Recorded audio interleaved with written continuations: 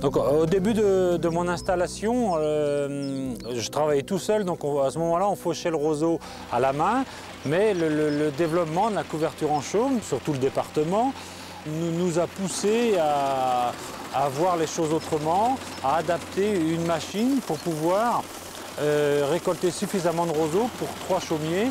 Donc il nous faut à peu près 60 hectares de roselières. Donc on a été chercher une machine à damer les pistes de ski, tout simplement parce que c'est une machine très large avec une pression au sol très faible, ce qui fait que le rhizome du roseau qui est en surface du marais n'est pas abîmé. On a adapté sur cette dameuse des machines à faucher du riz parce que c'était en fait la machine idéale pour récolter le roseau. La coupe de roseau, donc on commence vers le 15 décembre à peu près, va s'achever à la fin avril. Le marais, une fois qu'il va être fauché, là, dans 1 mois, il sera à nouveau vert et dans 3 mois, le roseau est fait à nouveau 1,50 m de haut. Ça pousse très très vite.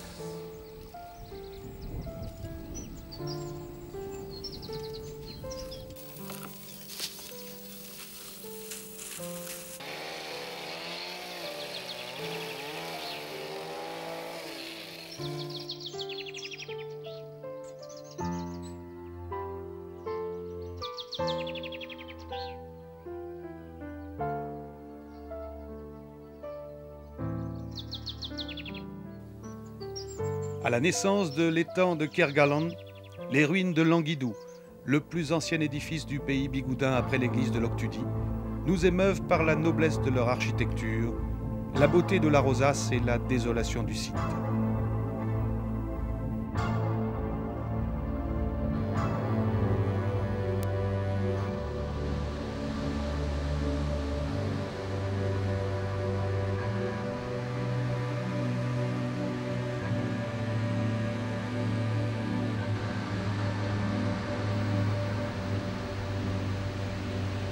Le long de ces rivages désolés, les naufrages étaient fréquents et les pilleurs d'épaves nombreux.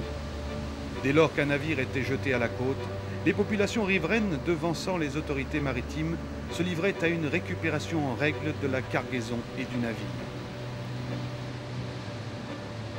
Un vrai faux menhir au péril de la mer, le menhir des droits de l'homme, élevé en 1840, rappelle qu'en janvier 1797, une bataille navale doublée d'une tempête fit quelques 400 victimes sur le navire Droit de l'Homme, de retour de la désastreuse expédition d'Irlande.